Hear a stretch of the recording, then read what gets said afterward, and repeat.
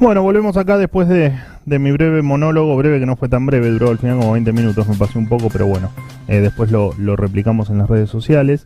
Ustedes saben que el otro día estaba, dentro de los pocos momentos que tengo libres, estaba viendo un programa de televisión y me lo crucé creo que en el programa de Feynman, por A24, sí, creo que en el programa de Feynman, hablar a mi amigo Agustín Echevarne, que me pareció súper interesante empezar a hablar de un tema que poco se habla o que no sale tanto en los medios de comunicación, como es el adoctrinamiento, ¿no? Esto de, que ahora quiero que lo explique un poco mejor Agustín, que lo tenemos en línea, pero esta cuestión de, sin quererlo, que los chicos vayan adquiriendo determinado conocimiento a medida que avanzan en su ciclo escolar, y que me parece que es parte de la explicación, o de la causa de por qué estamos como estamos. Así que bueno, tenemos en línea a Agustín Echevarne. Agustín, ¿cómo estás? Buenas tardes, gracias por atenderme. Muy bien, buenas tardes, Manuel, un placer hablar contigo. No, por favor, te agradezco muchísimo, sé que estás extremadamente ocupado, pero la verdad es que no lo podía dejar pasar. Bueno, un poco lo hablé con vos ayer por mensajito en privado, eligiendo un poco los temas que íbamos a tocar, y la verdad es que me pareció súper interesante la charla que tuviste, creo que con Eduardo Feynman, ¿verdad? Sí, estuve con Eduardo y es un tema que vengo mostrando en Instagram, porque les pido a la gente que me envíe casos que consideren que son de adoctrinamiento, ¿no? Y la verdad es que la cantidad de cosas que me mandan son impresionantes, cosas que yo ya lo sabía porque hace años que vengo mirando los libros de texto, los manuales de texto de los colegios públicos y privados, y tienen un sesgo marcadamente izquierdista. Y eso es un problema porque no es el problema que te enseñen a Marx. Está perfecto que te enseñen a Marx. El problema es que no te enseñan los que pensaban diferente, no te enseñan a Karl Menger o von Bauer. Los que están escuchando seguramente en la mayor parte ni saben quiénes son Karl Menger o von Bauer, y simplemente refutaron a Marx y lo hicieron de una manera contundente, ¿verdad? Y lo mismo Mises o Hayek. Entonces, hay una tendencia, un sesgo muy grande, marcado en toda la educación. Los maestros están totalmente tirados hacia esa dirección porque no conocen la otra campana. No se enseña pensamiento crítico, que es lo que se debería hacer en las escuelas y los colegios, ¿no? Sí, ahora yo, bueno, me fui, imagínate, me fui de la primaria hace 30 años y de la secundaria hace 20 y pico, pero en nuestra época no era lo mismo y no nos dábamos cuenta. Se empieza a hablar ahora porque efectivamente en estos 20 años cambió el sistema educativo. ¿Qué pensás que pasa ahí? Yo creo que esto viene hace décadas. Lo que pasa es que durante el gobierno kirchnerista se acentuó enormemente, me parece, y durante el gobierno actual simplemente no quisieron hacer nada. De hecho, yo lo hablé con el ministro de Educación y nunca quiso meterse en ese tema, no se animan a enfrentar a los sindicatos. Y mientras que en otros países la tendencia es completamente diferente. La tendencia es a alejar al Estado de fijar las currículas. Por ejemplo, en Taiwán directamente eliminaron la currícula oficial, de forma tal que la educación es mucho más variada, es mucho más diversa, es mucho más rica. Pero el grave problema de la Argentina es que no solo la estatal, sino también la privada tiene un sesgo marcadísimo. Yo lo he visto, porque he tratado de cambiar manuales de colegios en varios colegios, y los directores no se animan tampoco, porque todos tienen el mismo problema, aunque les demuestres que están equivocados, que están enseñando cosas falsas. Por ejemplo, dándoles los datos de la FAO, es decir, la Organización Mundial de la Salud y de los alimentos y demás, mostrás cómo la pobreza está cayendo en todo el mundo, y en muchos de nuestros manuales dice que la pobreza aumenta, que el capitalismo aumenta la pobreza, dicen cosas que son totalmente falsas, que es fácil de demostrar, y sin embargo lo replican y lo replican y lo replican. Y para los que están escuchando, es muy fácil en detectar cuando un manual tiene una tendencia marcada, un sesgo ideológico marcado. Simplemente cuando usan la palabra neoliberalismo o neoliberal. Claramente cada vez que usan esa palabra, yo he visto siempre, y nunca he encontrado lo contrario, veo falacias, veo una marcada falacia mostrando como que el neoliberalismo es lo que destruye los países, una cosa que es una barbaridad, y sin embargo lo replican permanentemente, ¿no? Ahora, acá en Argentina, por ahí, bueno, tengo por ahí algún año menos que vos, pero yo tengo recuerdos de que el neoliberalismo... Eso no necesitas remarcarlo tanto. Escuchame una cosita, es cierto. Escuchame una cosita, el neoliberalismo yo lo recuerdo post-Menem, o sea, yo no recuerdo que se haya hablado de neoliberalismo previo a al gobierno menemista. ¿Esto es así y es que yo me siento muy joven, o en realidad pasó algo después o se utilizó al gobierno de Menem para denostar a los liberales? No, sin duda eso surgió en la década del 90, no solo en Argentina, en toda América Latina. Decíamos, cuando se cae el muro de Berlín, en ese momento, hasta ese momento, los socialistas seguían insistiendo en que el modelo de Rusia o Cuba y demás podía funcionar. Cuando ese modelo se destruyó, y obviamente el muro se cayó arriba de los socialistas, ¿no? Entonces, ahí, cuando observamos lo que pasaba en Alemania, viste que ellos, todos creíamos que Alemania Oriental estaba un poquito más abajo que Alemania Occidental. Finalmente eran alemanes de los dos lados. Pero cuando se cayó el muro y se observó la realidad, las empresas eran absolutamente no competitivas. O sea, la caída era de un cuarto. O sea, un cuarto era el nivel de Alemania Oriental en PBI per cápita comparado contra Alemania Occidental, que era 4 veces más rica. Cuando se dieron cuenta que esto era una falacia fenomenal, tuvieron que buscar otra cosa diferente para poder mantener el discurso socialista. Y ahí empezaron con ese tema del neoliberalismo, que es buscar las dictaduras y decir que las dictaduras eran neoliberales, y empezar a decir, en el caso de Argentina, claramente, siempre buscan la dictadura de Videla y dicen que Martínez Dios era un neoliberal, y nunca explican cuáles son esas políticas neoliberales, porque dicen que es la apertura de la economía, achicar el gasto público y demás, y en realidad cuando uno observa, aumentaron el gasto público, no lo achicaron. Y tampoco Martínez Dios tenía una economía liberal. Sí, yo me acuerdo cuando era chico, seguramente vos no habías nacido, pero Gracias. Me acuerdo que, por ejemplo, Martínez Dios te ponía unas propagandas en la televisión donde mostraban que los empresarios tenían que achicar los costos en vez de subir los precios para achicar la inflación. Imagínate que un liberal jamás haría eso. Un liberal comprende que los precios tienen que ser libres y el Estado no tiene que hacer propaganda para que bajen los precios, porque sabemos que los precios, o la inflación, mejor dicho, surgen de un fenómeno monetario, de lo que haces con el Banco Central.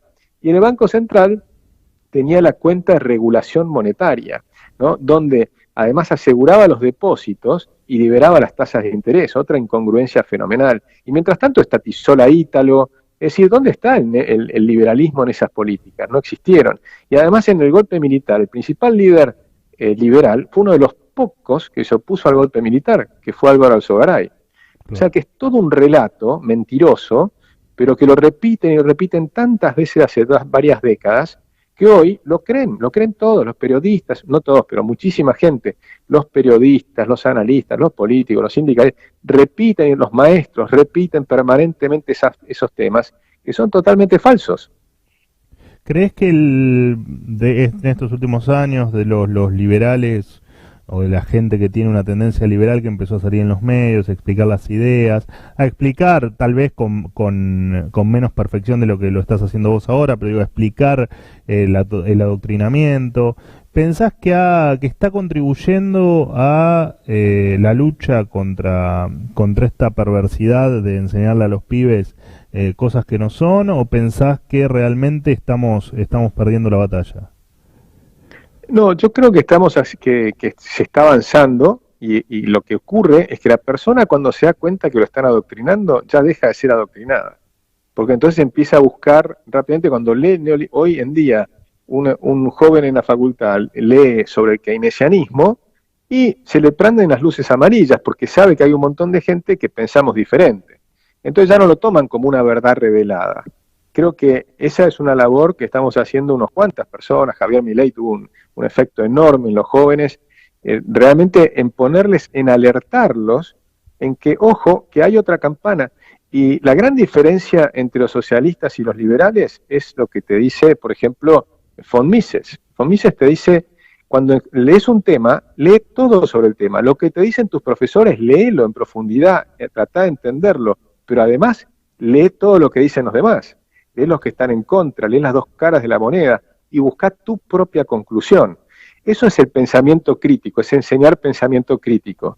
Y esa no es lo que se enseña, no es la forma de educar en Argentina, es una lástima. Por ejemplo, en la facultad te enseñan Keynes. Yo les pregunto a los economistas que están en la facultad de las universidades, ¿cuántos han enseñado el debate entre Keynes y Hayek? ¿O simplemente enseñan los modelos keynesianos? Si enseñan los modelos keynesianos, nunca vas a entender los defectos de esos modelos.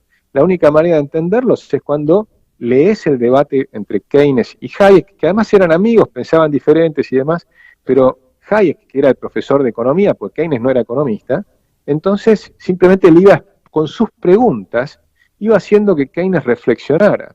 O sea, leer ese debate, que está en los journals, además de las cartas privadas que también se conocen, es fundamental. Pero no se enseña de esa manera en Argentina. Se enseñan modelos económicos como si fueran verdaderos, después lo prueban en la práctica, hacen un desastre, porque hace 80 años que venimos haciendo desastre. Argentina no crece casi nada desde 1950 para acá, prácticamente es el país que ha tenido más tiempo en recesión, salvo el Congo. Solamente el Congo estuvo más tiempo en recesión. Es decir que eso es por falta de pensamiento crítico, y entonces cometemos siempre los mismos errores. Sí, de hecho la verdad es que de la universidad privada no tengo recuerdo, pero sí tengo recuerdo de la universidad pública, donde recuerdo perfectamente, pero como si lo hubiese tenido ayer la clase, donde te explicaban que con el multiplicador keynesiano uno subía el gasto público y mágicamente, bueno, se disparaban determinadas variables que hacía que todo funcione maravillosamente bien. Por lo tanto, bueno, 20 años, al menos 20 años de adoctrinamiento hacen mucho daño. Y vos sabés que de las cosas que fuiste publicando vos sobre lo que te mandaron por Instagram, algunas me han llegado y algunas he podido leer, y lo que me llamó la atención es que es bastante dirigido el ataque hacia el liberalismo. Porque al principio de la charla me quedé con que vos decías que en definitiva, bueno, nos enseñan la historia o la economía de manera parcial, ¿no? Que solo enseñan Keynes y no enseñan la otra parte. Yo creo que enseñan la otra parte de una manera bastante transgiversada, porque leía en muchos casos que te daban un multiple choice y te ponían, bueno, ¿quién destruye la economía? Y te ponían el Estado o los neoliberales, ¿no? Y tenías que marcar los neoliberales. Me pareció muy impresionante. Y creo que es de un texto o de una foto que subiste o que compartiste vos. Claro, lo que yo digo es cuando lees la otra campana es cuando buscas un autor que trate de los mismos temas pero piense distinto. Entonces, no es que no tocan los temas, sino los tocan los temas pero siempre con la misma mirada. Por ejemplo, en historia típicamente, y en el Nacional de Buenos Aires, en el Carlos Peregrini y también en los privados, el principal historiador que ven siempre es Hobsbawm, que es un historiador marxista. Y a mí me parece fenómeno que lo lean a Hobsbawm, porque es un tipo realmente muy bueno. Pero también lean a Paul Johnson, lean otros historiadores que tengan otras campanas diferentes. Entonces van a tener una visión mucho más amplia, mucho más rica. Pero yo creo que más que nada me parece que vale la pena hacer el debate sobre si el Estado tiene que fijar las currículas o no, o simplemente tiene que financiar a través de, nosotros decimos, proponemos la tarjeta Educard, y que los padres decían a dónde mandar a sus hijos. Y eso genera una competencia mucho mayor. Lo mismo, ¿quién es viable en Argentina? Totalmente. Yo lo veo re viable. O sea, la pregunta es, primero tenemos que ganar el debate, obviamente, para convencer a los argentinos. Pero una vez que los convences a los argentinos, el sistema es fantástico y se está empezando a aplicar en muchos países del mundo. Se está empezando a aplicar en Estados Unidos, pero también en Suecia. O sea, Suecia no tenías la libertad de elegir. Hasta que en 1992 ganó un partido liberal con el lema de Milton Friedman, la libertad de elegir. Dejarle a los padres que elijan la educación de sus hijos. Pero además ahora, con los avances de las neurociencias, sabemos que los chicos son todos diferentes y son distintas formas de pensar, distintas inteligencias. Hay 10 inteligencias diferentes, con lo cual no hay un modelo para enseñar. Tiene que haber diferentes modelos para enseñar y de acuerdo a cómo es tu hijo lo mandás a un colegio o a otro. Pero la gran diferencia con la tarjeta Educar contra el sistema actual, que vos en la actualidad, claro, la persona que va al sector privado puede elegir, pero pagando. Pero el que no puede pagar, el que simplemente va a la educación estatal, no puede elegir, tiene que ir a la educación estatal, que además es monolítica, en lugar de enseñar a cooperar, al progreso y demás, la pedagogía que utilizan es la de un marxista que se llama Freire, pero permanentemente lo veo en todos lados, que es la pedagogía del oprimido. Ya el título del libro te lo dice, la pedagogía del oprimido. Y lo dice explícitamente Freire, que lo que trata de hacer es que la gente se sienta oprimida por el capitalismo, y entonces busque la lucha de clases. O sea, eso es lo que nos enseñan a todos nuestros chicos. Entonces, ¿cómo vas a salir al mercado laboral a buscar trabajo si lo que te han enseñado es que el capitalista lo tenés que odiar? En lugar de decir, a ver, ¿qué puedo ofrecer yo al mercado? ¿Cómo me puedo mejorar? ¿Cómo puedo entrenar? ¿Cómo puedo mejorar mis habilidades para ofrecer lo mejor posible y ganar más plata? O sea, son formas completamente distintas de ver el mundo, ¿no? Yo te preguntaba por Argentina puntualmente, no tanto porque, o sea, desde ya que estoy completamente de acuerdo con vos y creo que le haría un gran bien al país lo que vos estás planteando, pero un poco el sinsabor que me queda en cada año electoral, ¿no? Y me pasó ahora, o me está pasando ahora, que digo, bueno, el 80-85% de la gente vota volver a algún modelo de los que tuvimos en el pasado. No importa, sea Cristina, sea Fernández o sea Macri. Ahora digo, en ese contexto donde la gente efectivamente no quiere cambiar, el proponer una reforma importante en términos educativos, ¿realmente es viable en esta sociedad? O sea, ¿estamos preparados para un cambio del siglo XXI cuando somos una sociedad que aparenta querer volver al siglo XIX? Mira, vos lo dijiste bien, aparenta querer volver al siglo XIX. Yo no creo que esa sea la situación. Creo que se van dando cuestiones de lo que pasa cuando la gente vota ex ante con el resultado ex post. Es decir, cuando los argentinos votaron a Alfonsín, lo votaron porque estaba recitando el preámbulo de Alberdi que decía vamos a ser abiertos y libres, ¿no? Abiertos, recitaba el preámbulo de la Constitución Nacional, ¿no? Que dice los beneficios de la libertad, no los beneficios del socialismo. Alfonsín recitaba los beneficios de la libertad, por eso lo votaron. Después puso socialismo y le fue pésimo y terminó en hiperinflación. Pero la gente no lo votó por eso. Después cuando vas mirando, cuando la votan a Menem, finalmente lo votan porque el otro te había dejado en hiperinflación. Pero eso obviamente no era un motivo para volver a votar al radicalismo. Y era como la opción más grande. Es verdad, tenías la opción de la OCDE, pero era más pequeña y la gente no la conocía demasiado bien. Después en el 95 lo vuelven a votar a Menem, cuando ya vieron lo que había hecho. Privatizaciones, reformas en pro de la libertad, había bajado la inflación a cero. Es decir, tenías una situación fenomenal. Cuando vos vas mirando cada votación, de la Rúa lo votaron porque decía yo voy a mantener el modelo de Menem, pero voy a ser más honesto. O sea, de nuevo votan en positivo, para ir mejorando. Yo creo que la gente en gran medida vota. Después lo de Kirchner fue una cosa medio insólita porque sacó 22% de los votos, cuando en realidad la mayoría había votado a López Murphy, Lilita Carrió y Menem. Pero sacó 22% y terminó siendo presidente. Después le agarró la recuperación fenomenal y lo volvieron a votar, bueno, todo lo que sabemos. Y después votan a Macri. Es decir, la gente no está, yo no creo que estamos mostrando que quiere ir hacia la izquierda o al socialismo, nada por el estilo. Yo sinceramente creo que la gran mayoría de los argentinos quieren una cosa muy razonable, que tengas trabajo, que no tengas inflación, que te pague más o menos bien, que puedas viajar por el mundo, puedas entrar, salir del país, hacer lo que sea. Es decir, creen en la libertad. Yo no creo que no crean en la libertad. No, aparte en la descripción que vos hiciste, porque lo que me dejaste entrever al principio de la charla es que no solo es un problema de adoctrinamiento de mala fe, digamos, sino que también el docente o quien enseña ya viene adoctrinado. O sea que en definitiva, si no se hace lo que propones vos, que es en definitiva liberalizar la educación y que cada uno pueda elegir la currícula que quiera, estamos condenados, porque en definitiva el docente cree que está bien lo que dice, no es que lo hace adrede.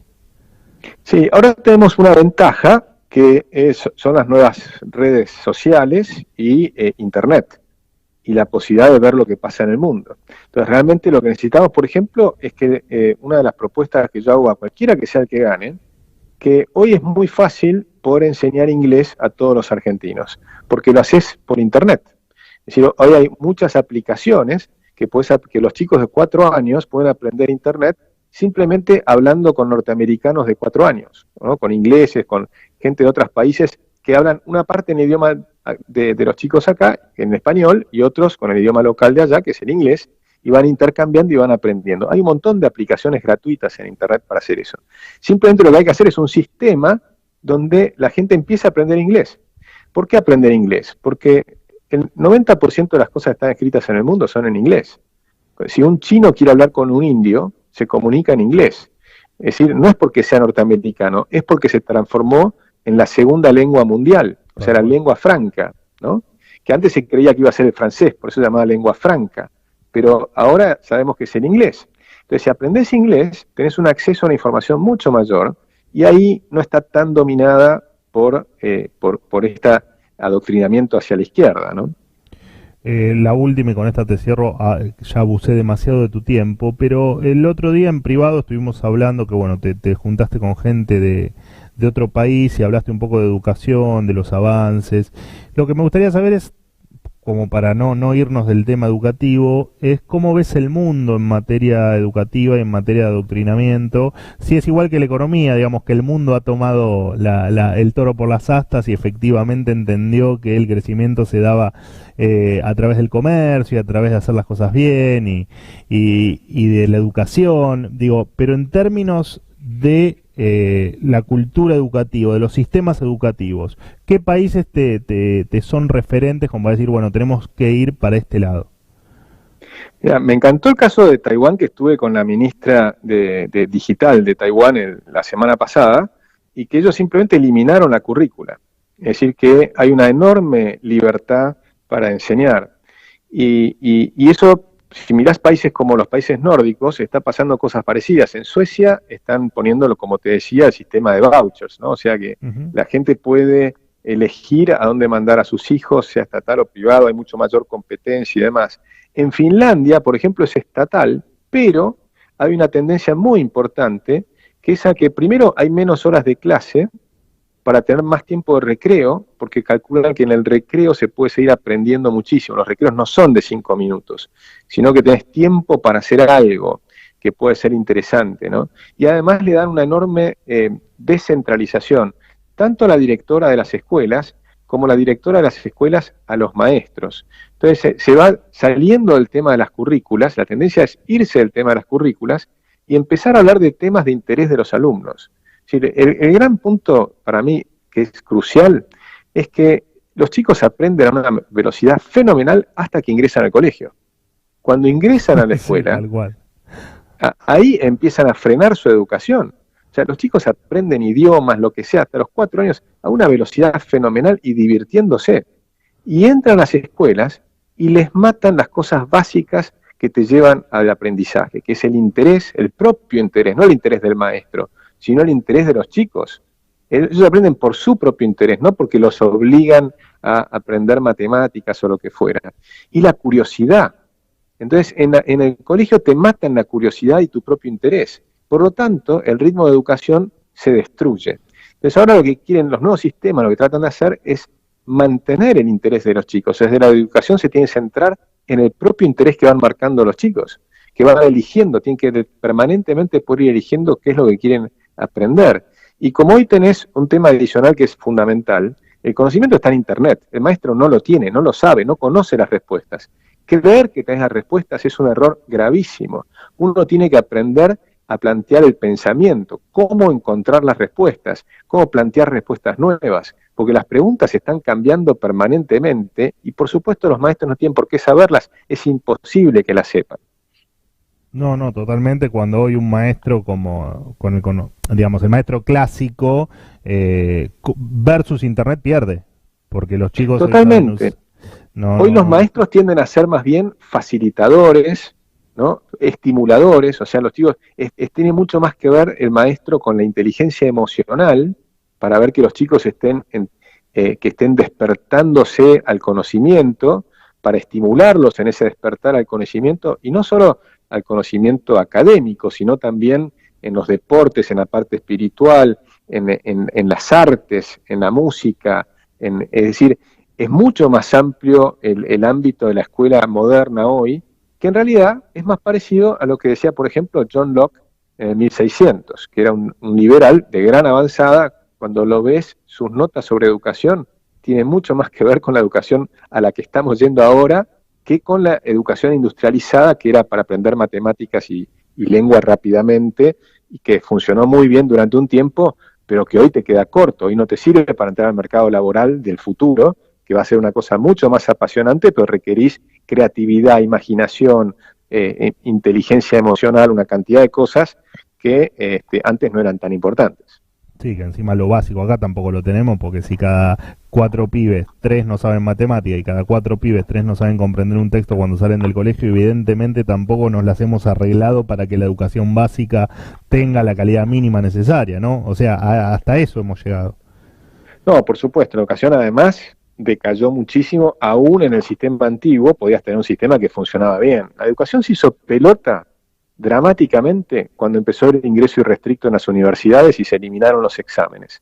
Entonces, cuando la UBA, por ejemplo, querías entrar a la UBA cuando yo era chico y simplemente tenías que hacer un examen duro y entraban 1 de cada 4 personas. Entonces, el nivel de la UBA de los alumnos era muy alto. Las clases eran de un nivel fenomenal. Hoy tenés que bajar el nivel para que los chicos puedan aprobar, si no, la mayoría no aprueban. Entonces, esa reducción del nivel en la universidad se traduce en una reducción del nivel hacia abajo. Y después hay una tendencia populista a aprobar a cualquiera que no haya, aunque no apruebe su materia. Si es mejor dicho, lo aprueban, aunque no tenga el rigor suficiente en matemáticas, lengua, etcétera. Y por eso algunos, Esteban Bullrich, el ministro, decía, cuando era ministro de Educación, la mitad no se recibe en la secundaria, y de los que se reciben, las pruebas están mostrando que la mitad no comprenden el texto que leen y no saben matemáticas básicas. Sí, terrible. Terrible, terrible, terrible. La verdad Sí. que el panorama es desolador, pero bueno, siempre con la esperanza de que esto cambie. Y la verdad que esta es una entrevista que ojalá que pierda valor pronto, ¿no? Y que nunca la podamos repetir porque haya quedado vieja la charla y que tengamos de una vez por todas en Argentina un sistema que mire al futuro y que haga que de a poco salgamos de esta miseria en la que nos encontramos inmersos. Así que bueno, Agustín, te agradezco enormemente la humildad que tuviste en charlar conmigo este ratito y el tiempo, que sé que en tu caso es muy escaso, que dedicaste para hablar con nosotros. No, un placer, como siempre, hablar contigo. Cuando quieras me vuelves a llamar. Un gran abrazo.